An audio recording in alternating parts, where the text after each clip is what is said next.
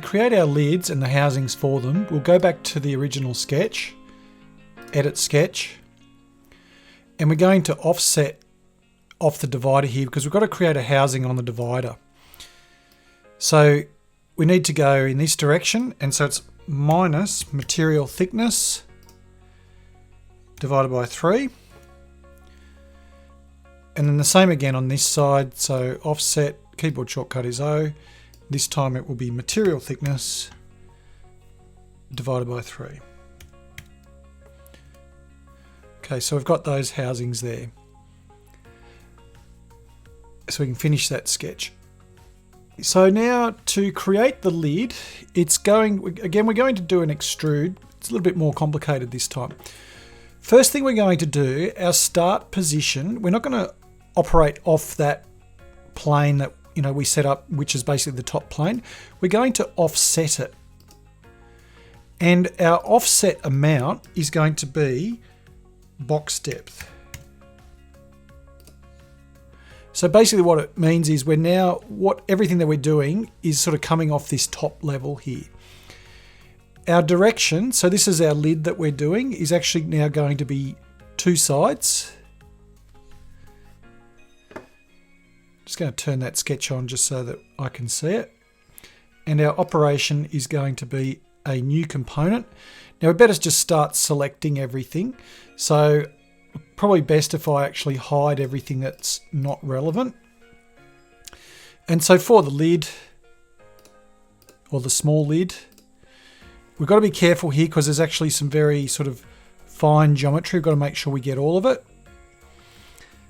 And we're going up this way is going to be lid base protrusion.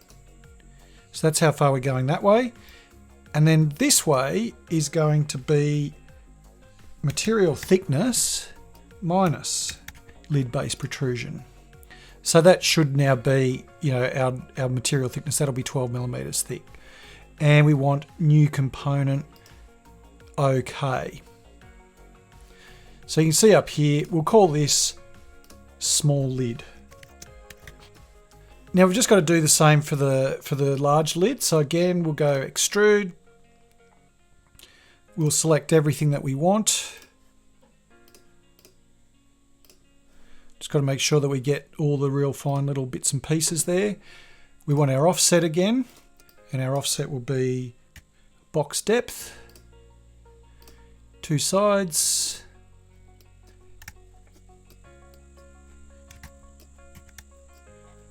We want a new component.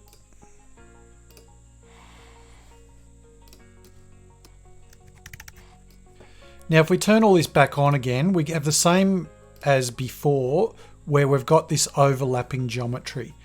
So what we'll do is I'm just going to turn the lids off. In fact, I'll turn everything off. It's probably easier.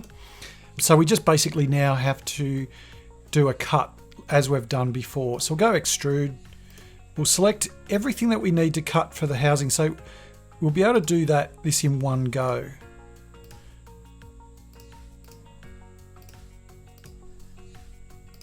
We just have to make sure that we get all of the geometry.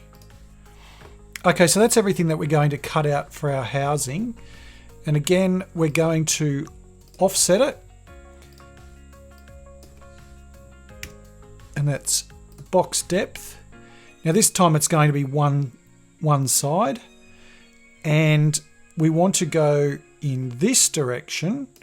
And we want to go minus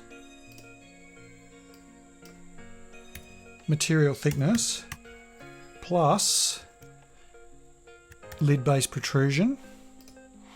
Now we're going to get an error because I need that to be a cut. So it's saying there's nothing actually for it to cut. So I'm just going to then turn on everything that is going to be cut. So you can see we've got everything there. So we've got our objects to cut and we go OK.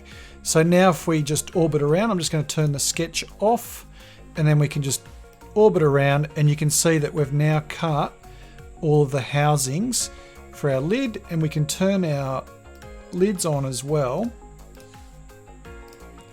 And you can now see that we've got the basics of our box now, minus, you know, some handles, and then, you know, our rendering and other features that we can add to it. In our next tutorial, we'll create some simple handles using the revolve feature, and also add some materials to our project to give it a more realistic look.